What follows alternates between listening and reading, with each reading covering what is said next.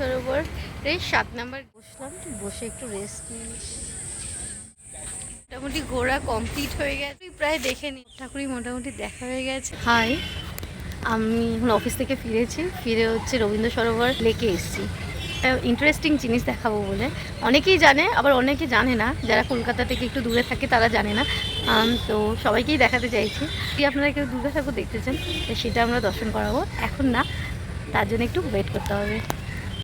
আমি আর অনুষ্ঠিতি এখন মিট করে নিয়ে আমরা দুর্গা মিউজিয়ামের দিকে যাব। এটা রবীন্দ্র সরোবরের 7 নম্বর গেট। আমরা এরপরে ওই দিকে যাব। এখান থেকে রাস্তা পার হতে হবে, আমরা পার হয়ে আমরা রবীন্দ্র সরোবর ঠাকুরের রবীন্দ্র সরোবরের দিকে যাব। একদমই তাই। চলো চলো চলো চলো চলো, আমরা এখন যাচ্ছি দুর্গা মিউজিয়ামের দিকে। অনুষ্ঠিতি আর আমি খুঁজে পাচ্ছি না কোথায় আছে, কারণ আমি প্রথম পেয়ে গেছি। ও ভুলভাল বললে হবে, ও খাবার অনুষ্ঠিতি তুমি জানো না সব আমি জানবো না। আমি আসলে আমি আসিনি তো, এতবার এই মিউজিয়ামে এসেছি, তো তুমি এসছো, আমি তো আসিনি। আমি জানবো না।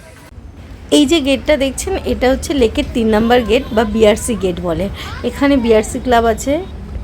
এই যে ছোট্ট ওভারব্রিজটা দেখছেন, এটাকে লিলি পুল বলে। ছোটোবেলা থেকে দেখে আসছি, আজ অবধি যাওয়ার সময় পেলাম না, তো এখান থেকেই দেখে নিলাম আমি। আর লেকে আসলে না, এত সুন্দর সুন্দর গাছ দেখতে পাই, মানে নতুনত্ব, পুরনো। এটা যেমন সেগুন গাছ রয়েছে, তো অনেক রকম গাছ দেখা যায়, বেশ ভালোই লাগে। কারণ বোটানিক্যাল গার্ডেন ফিল হয়, এটাই বলতে চাইছি। আর পরিবেশটাও অসাধারণ, মানে শান্তিপূর্ণ পুরো। এই গ্রিনটা দেখে চোখটা ধাঁধিয়ে যাচ্ছে না পুরো? আমারও ঠিক তেমন হচ্ছে। মর্নিং ওয়াকের জন্য বেস্ট। ওর ক্যান্ডিড ভিডিও হচ্ছে।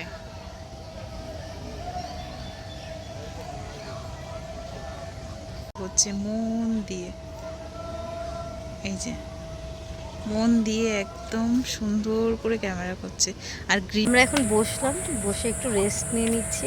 দিয়ে ঢুকে একটা সিট ফাঁকা পেয়েছি, ওখানে বসে পড়েছি। প্রচণ্ড মানে ওই দিকের রবীন্দ্র সরোবরের যে ফার্স্ট লেকটা, ওখান থেকে হাঁটতে হাঁটতে এসেছি, তো একটু হাঁপিয়ে গেছি, যার জন্য আমরা এখানে বসে একটু রেস্ট নিচ্ছি।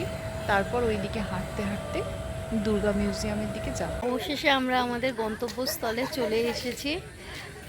চূড়াটা দেখতে পাচ্ছিলাম, তো এবার আমি এখানে চলে এসেছি।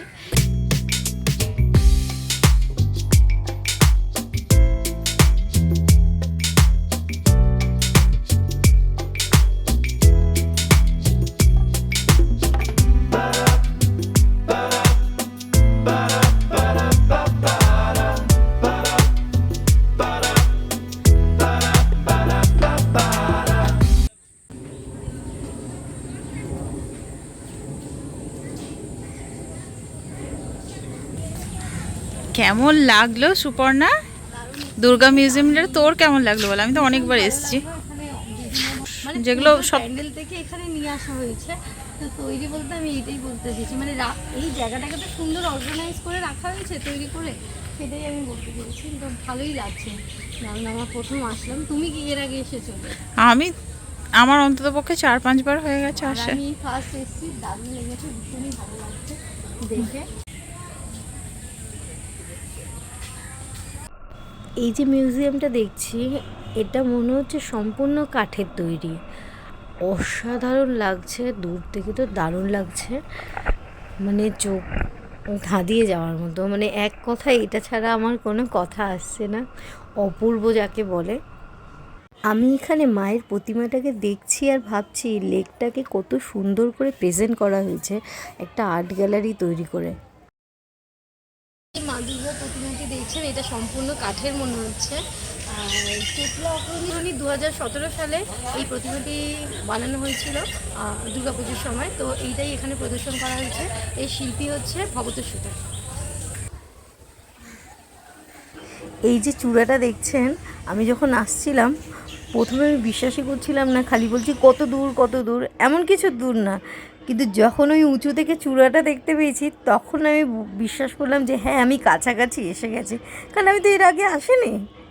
আর অনুষ্ঠিতদের মাথাটা খারাপ করছিলাম।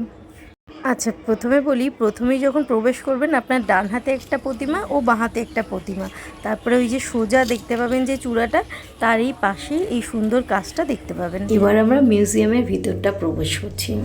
দেখে তো মনে হচ্ছে অন্য কোথাও এসছি, এটা লেকে এসছি বলে মনে হচ্ছে না। আর খুব সুন্দর লাগছে জায়গাটা, আমার তো দারুণ লাগছে। আর এখানে বিভিন্ন জায়গার দুর্গা প্রতিমা নিয়ে সেখানে রাখা হয়েছে, যেখানে সেখানে খুব সুন্দর সুন্দর প্যান্ডেল বা ঠাকুর বানানো হয়েছে, সেগুলো এখানে রাখা হয়েছে।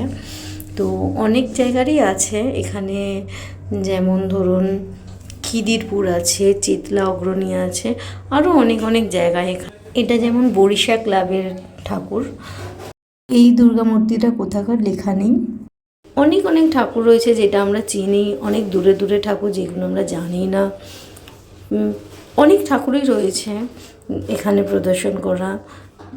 তো আপনারা আসুন একবার, এসে ভিজিট করে যান, জায়গাটা খুব সুন্দর। মা দুর্গাকে যদি দর্শন করতে চান এখানে চলে আসবেন, সমস্ত রকম সব জায়গার ঠাকুর দেখতে পাবেন এখানে। আর এই মিউজিয়ামটা খুবই শান্তিপূর্ণ, মানে প্রচণ্ড শান্ত, মানে যাকে বলে। আর এর উপরটাও খুব সুন্দরভাবে সাজানো হয়েছে দেখছি, অসাধারণ, বেশ ভালোই লাগছে, পুজো পুজো ভাইবস লাগছে, কিন্তু শান্ত মিউজিয়াম তো। এই দেয়ালের যে আর্টগুলো আপনারা দেখতে পাচ্ছেন, এটা হচ্ছে বিষ্ণুপুরের টেরাকোটা আর্ট। খুব সুন্দর করে জায়গাটা সাজানো হয়েছে। ওয়াও, এখানে একটা খুব সুন্দর মা দুর্গার আর্ট দেখতে পাচ্ছি। এটা পুরোটাই সিমেন্টের তৈরি মনে হচ্ছে, আর খুব সুন্দর লাগছে। আর ব্লু লাইটটা পড়ছে, এতে আরও সুন্দর লাগছে। মোটামুটি ঘোরা কমপ্লিট হয়ে গেছে। তো এই চারিদিকে এত গ্রিন দেখে চোখটা পুরো হচ্ছে শান্তি পেয়ে গেল, দারুণ লাগছে, ভিউটাও দারুণ। আর এই দুর্গা ঠাকুর এসে দেখলাম যেটা, সেটাও আমার ভীষণ ভালো লেগেছে, আমার প্রথম দেখা। আর অনেক ঠাকুরই প্রায় দেখে নিলাম, যেখানে যেখানে আমি যাইনি কোনো দিন, যেমন খিদিরপুর আছে, আরও কোথায় অনেক নতুন নতুন জায়গা দেখলাম, সেখানকার ঠাকুরও আমি দেখে নিয়েছি এখান থেকেই। আর তো সব ঠাকুরই মোটামুটি দেখা হয়ে গেছে। এখানে দেখছি একটা নতুন মেম্বারের সাথে দেখা হলো, ও আমাদেরকে দেখছে, আমরা যেই ওর কাছে যাচ্ছি ও দূরে পালাচ্ছে, কিন্তু ও আবার লুকিয়ে লুকিয়ে আমাদেরকে দেখে যাচ্ছে। আমরা ডাকছি, ও আমাদেরকে দেখে যাচ্ছে, কিন্তু আমাদের কাছে আসছে না। আর আমাদের কাছে কোনো খাবারও নেই যে আমরা ওকে দেবো। অন্য সময় কিছু বিস্কিট, কেক, কিছু না কিছু বিস্কিট দিলে তবে তো আসবে। আয় চলে আয়, চলে আয়, আয় আয় আয়। আমার ব্যাগেও কিছু নেই, অন্য সময় থাকে। আস্তে আস্তে বন্ধুত্ব করছে। আয় আয়। আমরা এখন দুর্গা মিউজিয়ামের আর্ট গ্যালারি থেকে বেরিয়ে আমরা আশেপাশে এটা দেখছি। তো আপনাদেরকে আমি একটাই কথা বলবো, যারা এখানে আসেননি বা দুর্গাপুজোর সময় বাইরে কোথাও যান ঘুরতে, দুর্গা ঠাকুর দেখা হয় না, কলকাতার মধ্যেই থাকেন, তো তাদেরকে বলবো যে মানে বাড়িতেই থাকেন, তারা একবার অতি অবশ্যই এখানে একবার ভিজিট করে দেখবেন কেমন লাগে। আমি এখানে প্রথম এসেছি, কিন্তু আমার অভিজ্ঞতা দারুণ, আমার ভীষণ ভালো লেগেছে। আর অনেক ঠাকুর দেখে নিতে পেরেছি, যেটা আমি দুর্গাপুজোর সময় দেখতে পারি না, কারণ আমি ভিড়টাকে অ্যাভয়েড করি। তো এখানে আমি ফাঁকা ফাঁকা দারুণ ঠাকুর দেখে নিয়েছি, ভীষণ ভালো লেগেছে। আমি চাইবো আপনারা একবার ভিজিট করুন, এখানে দেখুন।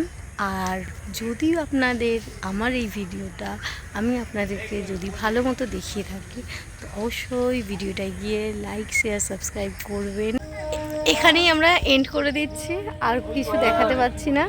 আমি আর অনুশ্রী অনেকক্ষণ ঘুরে নিয়েছি, প্রায় ক্লান্ত, বাড়ির দিকে রওনা দেবো। ভিডিওটি ভালো লাগলে সুকন্যাস ব্লগে অবশ্যই লাইক, শেয়ার, সাবস্ক্রাইব করবেন। একদমই ভুলবেন না, কমেন্ট অতি অবশ্যই করবেন। Thank you so much.